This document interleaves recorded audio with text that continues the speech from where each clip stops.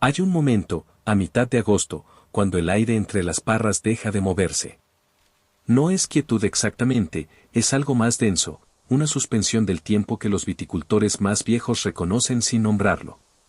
Las hojas, de un verde tan oscuro que casi toca el azul, cuelgan inmóviles mientras los racimos debajo de ellas van acumulando azúcar en silencio, gramo a gramo, día a día, como si la planta entera estuviera conteniendo la respiración antes de una revelación.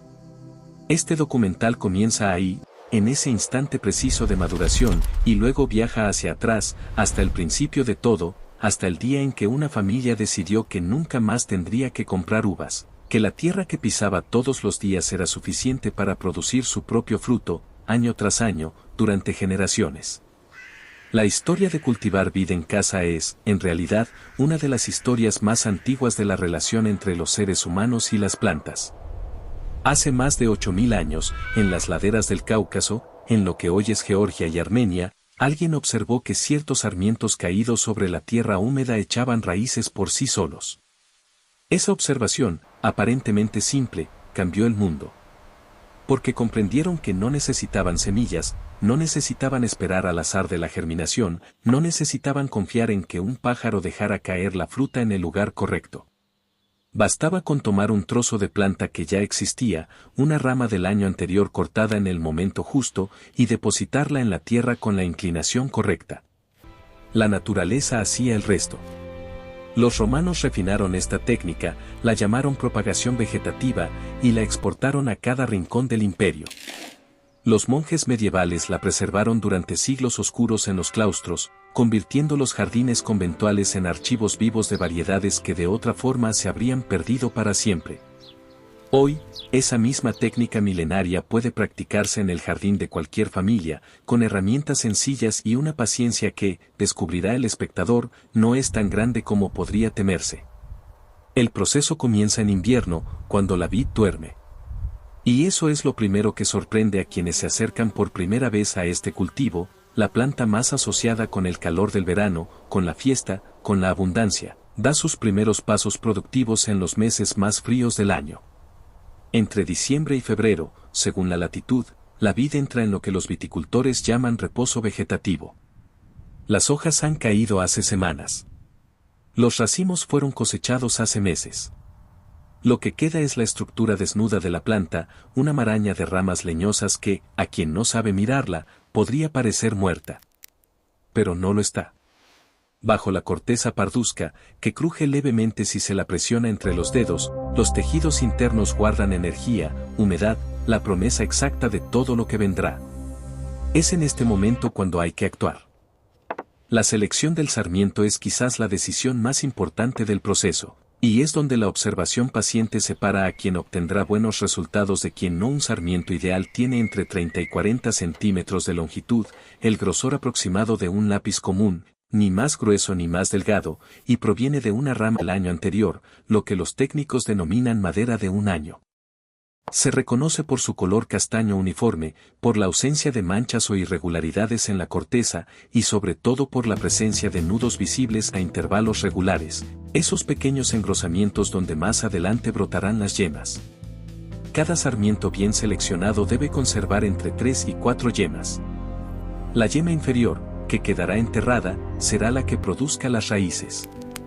Las yemas superiores, expuestas al aire, serán las que empujen hacia la luz con los primeros brotes del siguiente ciclo. El corte es un pequeño ritual que merece atención. En la base del sarmiento, inmediatamente debajo del nudo inferior, el corte debe ser recto, limpio, hecho con tijera de podar bien afilada y desinfectada. Ese corte plano maximiza la superficie de contacto con el suelo húmedo y favorece la formación del callo radicular, ese tejido cicatricial de color blanco cremoso del que nacerán las primeras raíces. En el extremo superior, el corte es distinto, oblicuo, inclinado a 45 grados, dirigido siempre hacia afuera de la yema más alta. Esta inclinación no es arbitraria ni decorativa. Cumple una función precisa, aleja el agua de lluvia del tejido cortado, reduciendo la probabilidad de que la humedad acumulada favorezca el desarrollo de hongos durante los meses de espera. Son detalles que los agricultores de la antigüedad descubrieron por ensayo y error durante siglos, y que la agronomía moderna no ha tenido que cambiar porque simplemente funciona. Antes de enterrar los sarmientos, muchos cultivadores experimentados aplican una práctica que puede parecer contraintuitiva: los sumergen en agua durante 48 horas a temperatura ambiente. Esta hidratación previa activa el metabolismo interno de la estaca, despertando suavemente los tejidos del reposo invernal y preparando las células para el proceso de enraizamiento. Si se cuenta con polvo o gel de hormona de enraizamiento, se aplica entonces en la base del sarmiento justo antes de la plantación, cubriendo apenas el 1,5 centímetros inferior con una capa fina y uniforme. Esta hormona, el ácido indolbutírico en su forma más común, imita y amplifica la señal química que la planta usa naturalmente para indicar a sus células basales que deben diferenciarse en tejido radicular. No es imprescindible, las vides se enraizan bien sin ella, pero aumenta notablemente la tasa de éxito, especialmente en variedades que son naturalmente más resistentes a reproducirse. El suelo donde se plantan los sarmientos merece tanta consideración como los sarmientos mismos. La vid es, paradójicamente, una planta que florece mejor en suelos de mediana o baja fertilidad. Esto es uno de los secretos mejor guardados de la viticultura seria: la tierra demasiado rica, demasiado abonada, demasiado generosa, produce plantas con abundante follaje verde y denso, pero con frutos que concentran poco azúcar y poco sabor. Las raíces que no tienen que esforzarse para encontrar agua y nutrientes se vuelven perezosas, superficiales, dependientes. En cambio, las raíces que deben explorar en profundidad para acceder a la humedad subterránea se vuelven extensas, ramificadas, capaces de extraer minerales de capas de suelo que ningún riego superficial alcanza. Es esa exploración, ese esfuerzo radicular, lo que se traduce eventualmente en la complejidad de sabor de la uva. Los grandes viñedos del mundo, desde los de Burdeos hasta los del Valle de Colchagua, están establecidos en suelos que cualquier agricultor de vegetales consideraría demasiado pobres para ser útiles: gravas, arcillas calcáreas, pizarras, arenas. Para establecer los sarmientos en casa, sin embargo, conviene un punto de equilibrio. El suelo debe ser suelto, bien drenado, con pH ligeramente ácido, entre 6 y 6.8. Y con suficiente materia orgánica para sostener el delicado proceso de enraizamiento inicial sin ahogar la planta con exceso de nutrientes. Una mezcla práctica que usan muchos pequeños viticultores consiste en combinar tierra de lugar con arena gruesa de río en proporción de 2:1, más un puñado de compost maduro por cada planta. En macetas o contenedores, que es otra opción completamente válida para espacios urbanos o semirurales, la profundidad mínima debe ser de 40 centímetros para que las raíces puedan desarrollarse con libertad durante el primer año. La plantación en sí misma es un acto breve y casi ceremonial. El sarmiento se introduce en el suelo de manera que solo la yema más alta quede expuesta, asomándose un par de centímetros sobre la superficie. Todo el resto, incluyendo al menos 2 nudos, permanece enterrado. La tierra alrededor se compacta suavemente con los dedos, sin presionar en exceso, para eliminar las bolsas de aire que podrían secar las raíces incipientes, pero conservando la estructura porosa que permite la circulación del oxígeno. En este momento, si uno acercara el oído a la tierra, no escucharía nada. Y sin embargo, algo ya habría comenzado, invisible y silencioso como todo lo que realmente importa en la naturaleza. Si ya llegas a este punto del video, es porque realmente quieres aprender a cultivar tus propias uvas, y eso merece todo nuestro esfuerzo. Dale like si esto te está siendo útil, deja tu comentario contando desde donde ves este video, y si aún no te has suscrito, este es el momento, activa la campanita para no perderte ningún video del canal. Las primeras semanas después de la plantación son las más silenciosas del proceso. El sarmiento no muestra señales visibles de actividad durante un periodo que puede extenderse entre 20 y 40 días, dependiendo de la temperatura del suelo y la variedad plantada. En ese intervalo, todo ocurre bajo tierra, el callo cicatricial va formándose lentamente en la base del corte, las primeras células radiculares comienzan a diferenciarse, y la energía almacenada en los tejidos de la madera va siendo consumida gradualmente para alimentar ese proceso que nadie puede ver. Es el periodo en que muchos cultivadores principiantes se desesperan, pensando que la estaca ha muerto, que algo ha fallado. La tentación de remover el sarmiento para comprobar si hay raíces es enorme y debe resistirse con determinación, porque ese movimiento puede romper las raicillas apenas formadas y reiniciar el proceso desde cero. La paciencia aquí no es virtud decorativa, es requisito técnico. La señal de que todo marcha bien llega de manera inesperada. Una mañana, alguien en la familia nota un pequeño punto verde en la yema superior del sarmiento. Esa yema, que lleva semanas dormida y aparentemente inerte, comienza a hincharse, a separarse, a dejar salir el primer brote tierno de color verde amarillento, cubierto por una pelusa fina que lo protege del frío residual. Ese brote, que en pocos días se extenderá en las primeras hojas verdaderas de la planta, indica que el sistema radicular ya está lo suficientemente establecido como para sostener crecimiento aéreo. Es uno de los momentos más emocionantes del cultivo, y quienes lo han vivido describen con consistente unanimidad la misma sensación, la de haber participado en algo mucho más antiguo que ellos mismos. El primer año de la vid es un año de construcción, no de cosecha. Esta distinción es fundamental para mantener expectativas correctas y no frustrar el proceso con impaciencia. Durante los primeros 12 meses, toda la energía de la planta debe dirigirse hacia abajo, hacia la profundización y el ensanchamiento del sistema radicular y hacia la formación del tronco principal. La tentación de dejar crecer todos los brotes que aparecen es grande, pero hacerlo debilita la planta al dividir sus recursos entre demasiados puntos de crecimiento. El manejo correcto implica seleccionar el brote más vigoroso, generalmente el que emerge de la yema más alta, y eliminar todos los demás con tijera en cuanto alcanzan 3 o 4 centímetros de longitud. Ese brote seleccionado se convertirá en el tronco definitivo de la vid familiar. A medida que el verano avanza, el brote seleccionado crece con una velocidad que sorprende a quienes nunca han cultivado vid. Bajo condiciones favorables de temperatura y humedad, puede ganar 3 o 4 centímetros de longitud por día en los momentos de mayor vigor. Las hojas que va desplegando en cada nudo son ya perfectamente reconocibles como hojas de vid, lobuladas, de un verde intenso por el haz y ligeramente más claras por el embés, con esa textura casi aterciopelada que resulta tan característica al tacto. Cuando el sol las atraviesa en la tarde, proyectan sobre la tierra una sombra que recorta sus formas con precisión quirúrgica, y hay algo en ese patrón de luz filtrada que hace pensar inevitablemente en los claustros medievales donde la vid también creció, también extendió sus zarcillos por paredes de piedra, también convirtió el sol de estaciones pasadas en fruto. Los zarcillos son, por sí mismos, uno de los prodigios mecánicos más elegantes de la naturaleza vegetal. Son estructuras modificadas del tallo que emergen en posición opuesta a las hojas, se extienden como antenas en busca de algo a lo que aferrarse, y cuando encuentran un soporte, ya sea el alambre de una espaldera, una rama vecina, el palo de una guía o incluso el propio cuerpo de otro zarcillo, se enrollan alrededor con una fuerza tensil sorprendente para su pequeño tamaño. Una vez enrollado, el zarcillo se contrae levemente, tensando el vínculo y acercando el tallo al soporte. Es un sistema de sujeción que ningún ingeniero ha logrado replicar de manera tan económica y eficiente.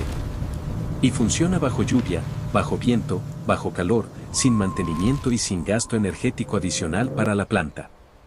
El soporte que se instale para la vid familiar determinará en buena medida la forma que adoptará la planta a lo largo de su vida. Los sistemas más simples consisten en 2 o 3 alambres horizontales tensados entre postes a diferentes alturas, comenzando a unos 60 centímetros del suelo y separados entre sí por otros 40 o 50 centímetros.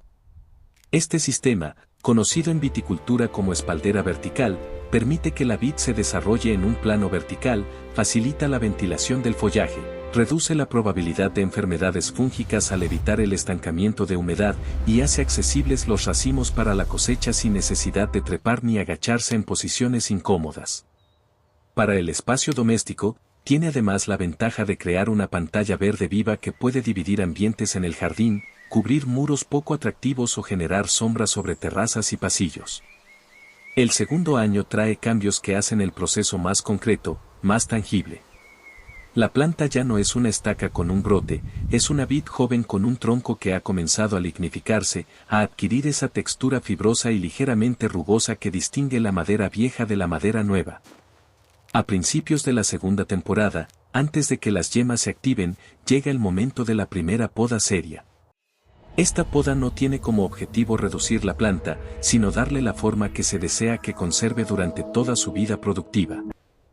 Se seleccionan uno o dos brazos principales que se atarán a los alambres de la espaldera en posición horizontal y se eliminan todos los demás tallos con corte limpio. De esos brazos horizontales emergerán cada año los sarmientos productivos, que son los que finalmente cargarán los racimos. La floración de la vid es uno de los eventos menos conocidos y más discretamente hermosos del ciclo agrícola. Las flores de vid son diminutas, apenas visibles a simple vista, de un color verde amarillento que se confunde fácilmente con el follaje circundante. No tienen pétalos llamativos. No producen aromas que se perciban a distancia. Sin embargo, en el momento en que se abren, generalmente entre mayo y junio en el hemisferio norte, producen un perfume sutil, casi farmacéutico, vagamente floral, que solo se percibe cuando uno acerca la nariz a los racimillos en formación y aspira profundo. Es una de esas experiencias que los viticultores guardan como secreto personal, porque parece demasiado pequeña para mencionarse y sin embargo es inconfundible una vez que se la ha conocido. La polinización en la vid es, en su mayor parte, autógama, cada flor puede fertilizarse con su propio polen.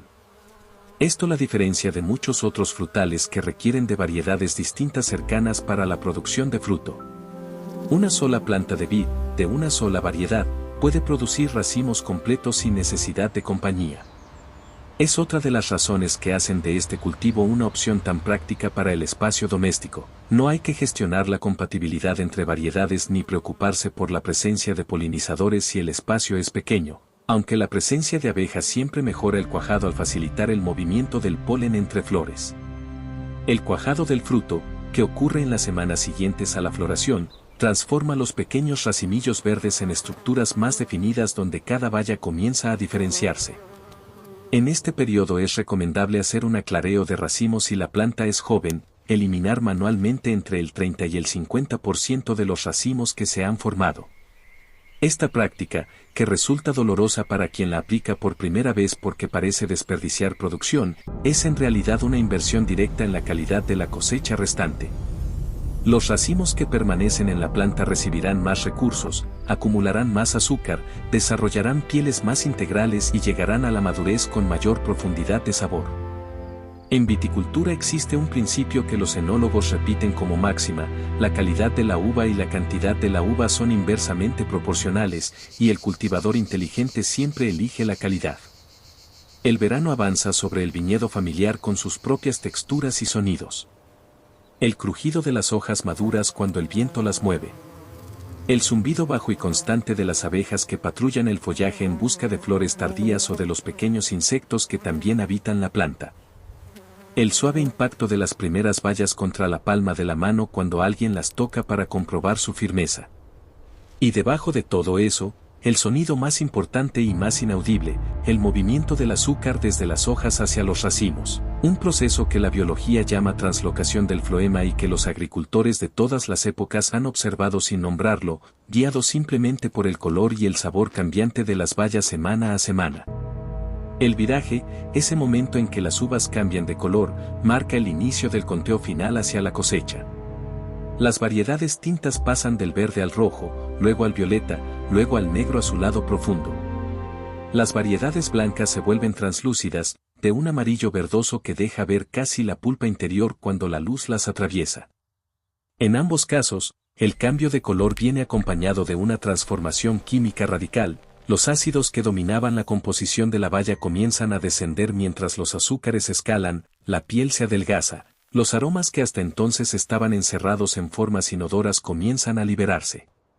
Una uva a punto de cosechar, apretada suavemente entre los dedos y llevada a la nariz antes de abrirla, ya huele a lo que será, a fruta, a tierra, a algo vagamente fermentado que es el anuncio biológico de su destino.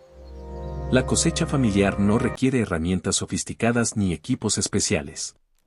Una tijera de podar limpia y un recipiente de paredes suaves para depositar los racimos sin aplastarlos son suficientes. El momento ideal del día para cosechar es la mañana temprana, cuando las bayas todavía conservan la frescura de la noche y antes de que el calor del mediodía comience a estresar la planta. El criterio para decidir cuándo cosechar combina lo técnico y lo sensorial. el racimo debe desprenderse del pedúnculo con una tracción moderada. Las semillas en su interior deben verse marrones en lugar de verdes cuando se abre una baya, y el sabor debe equilibrar dulzura y acidez de manera que ninguna de las dos domine de manera agresiva.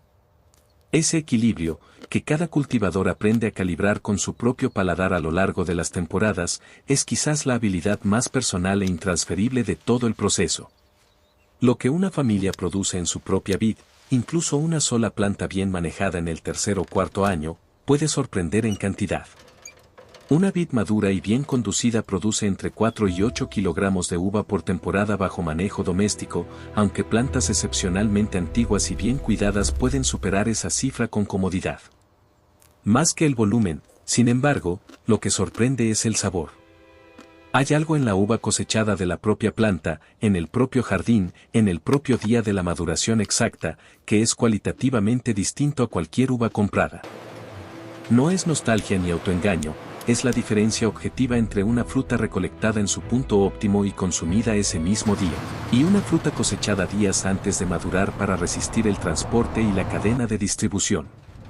Y cuando llega el otoño siguiente, cuando las hojas de la vid toman ese color dorado y ocre que tienen antes de caer, alguien en la familia tomará de nuevo las tijeras de podar. Seleccionará con cuidado los mejores sarmientos del año, los cortará con la inclinación correcta, los hidratará durante 2 días y los plantará en tierra nueva.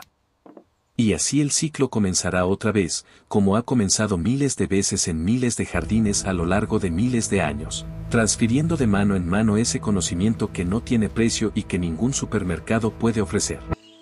Si este video te inspiró a plantar tu propia vid, cuéntanos en los comentarios qué variedad piensas cultivar y desde qué parte del mundo nos estás viendo. Y si todavía no eres parte de esta comunidad, suscríbete ahora, hay mucho más por descubrir sobre el arte de cultivar tu propio alimento, con la misma paciencia y el mismo asombro con que la tierra transforma una simple rama en fruta.